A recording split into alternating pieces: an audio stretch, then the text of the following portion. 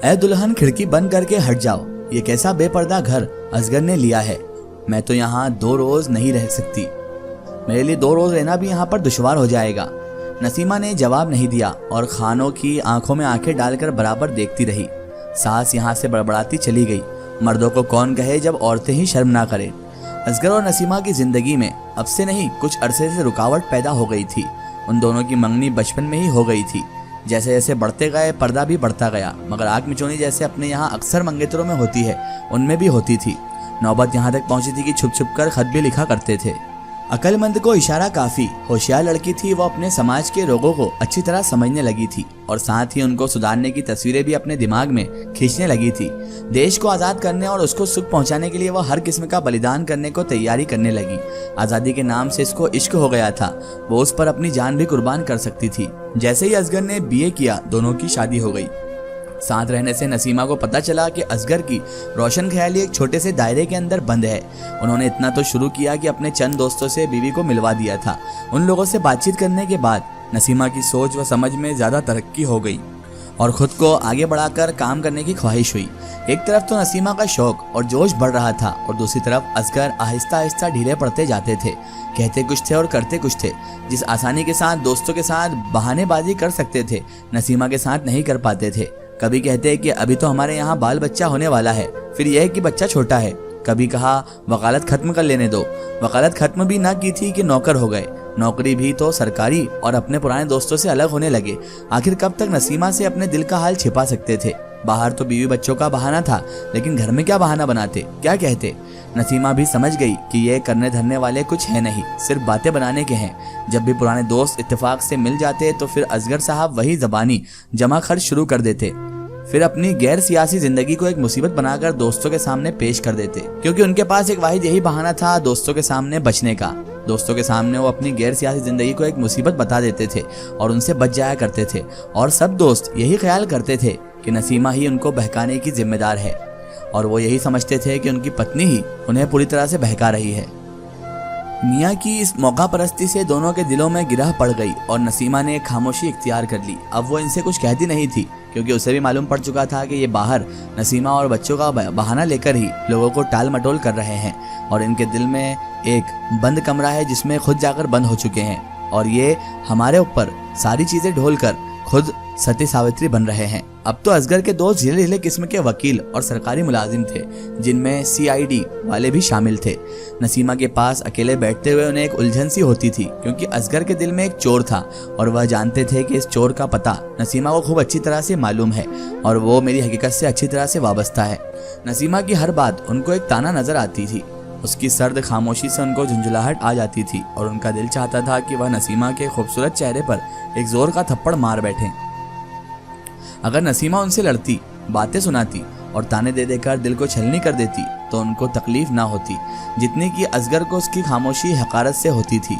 इफ्तार का वक्त करीब था। सब जो खान लोग थे वो दरीचे में मौजूद थे, कुछ खड़े थे, कुछ चाय बना रहे थे। नसीमा भी मैं असलम के अपनी खिड़की से झांक रही थी। वह अब 2 महीने करीब उनको इस घर में आए हुए हो गए थे।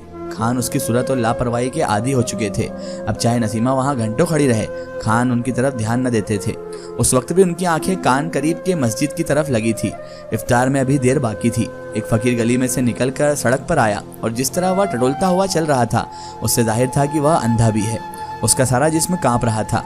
जिस लकड़ी के सहारे वह चल रहा था वह भी मुश्किल से थाम सकता था। उसकी मुट्ठी में कोई चीज थी जो उसके हाथों के कांपने की वजह से दिखाई नहीं देती थी। वो आहिस्ता आहिस्ता बढ़कर नसीमा के घर के सामने एक दीवार से टेक लगाकर खड़ा हो गया। देखो अम्मा, इस फकीर के हाथ में क्या है? नसीमा ने गौर से देखकर कहा, कुछ खाने की चीज मालूम होती है तो खा क्यों नहीं लेता? ये रोजे से होगा, शायद अजान का इंतजार कर रहा होगा। अम्मा, तुम रोजा नहीं रखती? नसीमा ने मुस्कुराकर बेटे की तरफ देखा और कहा, नहीं। अब्बा ने दरोगा जी से क्यों कहा था कि उनका भी रोजा है? क्या अब्बा ने झूठ बोला था? नसीमा ने कुछ देर सोचकर जवाब दिया, तुम खुद उनसे पूछ लेना। तो अम्मा, तुम रोजा नहीं रखती? तुम जो नहीं रखते। नसीमा ने असलम को छेड़ा। मैं तो छोटा हूँ। दादी अम्मा कहती हैं कि जो बड़ा हो जाए और रोजा न रखे वह दोजक में जाता है। अम्मा, दोजक क्या होती है? दोजक वह रही तुम्हारे सामने तो है। कहाँ? असलम ने चारों तरफ गर्दन घुमाकर देखा और कहा, वह नीचे जहाँ अंधा फकीर खड़ा है, जहाँ वे जुलाहे रहते हैं। जहाँ वह रंगरेज रहता है और लोहार भी। दादी अम्मा तो कहती हैं दोजख में आग होती है। हाँ बेटा, आग होती है, लेकिन ऐसी थोड़ी होती है जैसे हमारे चूल्हे में है। दोजख की आग बेटा भूख की आग होती है। अक्सर वहाँ खाने को मिलता ही नहीं, और मिलता है भी तो बहुत बुरा और थोड़ा सा। मेहनत भी करनी पड़ती है, और कपड़े भी दोजख वालों के पास फटे पुराने पैबंद लगे होते हैं। उनके घर भी छोटे छोटे अंधेरे जुओं और खटमलों से भरे होते हैं। असलम मियाँ दोजख के बच्चों के पास खिलौने भी नहीं होते।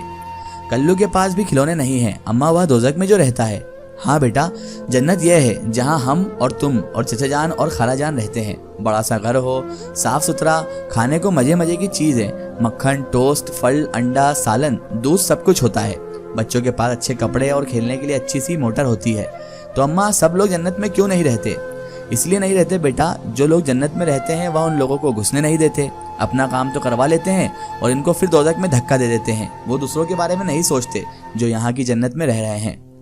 अरे वे अंधे भी हो जाते हैं। अच्छा अम्मा, तो वो अंधे हो जाते हैं, है ना? तो उसने कहा, हाँ बेटा, दोजख में अंधे बहुत ज्यादा होते हैं। तो वे खाते कैसे हैं? इतने में अजान की आवाज हुई और गोला चला। खान चाय पर लपके और बुढ़े फकीर ने जलेबियां जल्दी से मुंह की तरफ बढ़ाई। कांपना और बढ़ गया। उसके हाथ ज्यादा कांपने लगे और सर भी जोर जोर से हिलने लगा। बड़ी मुश्किल से हाथ मुंह तक पहुंचाया, और जब मुंह खोलकर जलेबियां मुंह में डालने लगा तो हिलने की वजह से जलेबियां हाथ से छूटकर जमीन पर गिर पड़ी। साथ ही बुड्ढा भी जल्दी से घुटनों के बल जमीन पर गिर पड़ा और कांपते हाथों से जलेबियां ढूंढने लगा। उधर एक कुत्ता जलेबियों पर लपका और जल्दी से जलेबियां खा गया। बुड्ढा निढाल होकर जमीन पर बैठ गया और बच्चों की तरह बिलक बिलक कर रोने लगा। खान जो इधर देख रहे थे, उन्होंने यह सीन देखकर कह लगाया। बड़े बेशरम लोग थे वो लोग जो बुड्ढे की इतनी खतरनाक हालत पर हंस रहे थे, और बुड्ढे की शक्ल व सूरत और बेचारगी पर हंस हंस कर लोटपोट हो गए थे। बड़े निर्दयी और बड़े बेकार किस्म के लोग थे वो, जो ऐसे मजबूर इंसान पर भी इस तरह से हंस रहे थे जैसे उनके सामने कोई कॉमेडी शो चल रहा हो। ऐसा हंस रहे थे जैसे उन्हें कभी बुढ़ापा आएगा ही नहीं।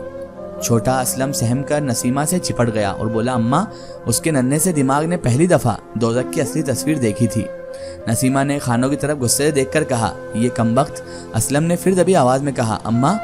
नसीमा ने झुककर उसे गोद में उठा लिया और उसकी आंखों से आंखें मिलाकर जोर से कहा, मेरे बेटे, जब तुम बड़े होगे तो इस दोजख को मिटाना तुम्हारा ही काम होगा। और माँ, तुम? मैं बेटा अब इस कैद से कहाँ जा सकती हूँ? मुझे तो इस कैद में ही रहना है। क्यों माँ, अभी तो तुम दादी की तरह बुढ़ी नहीं हुई, चल भी सकती हो, और ऐसा तो है नहीं कि तुम चल ना सको।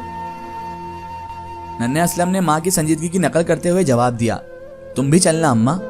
अच्छा मेरे लाल, मैं तुम्हारे साथ जरूर चलूंगी।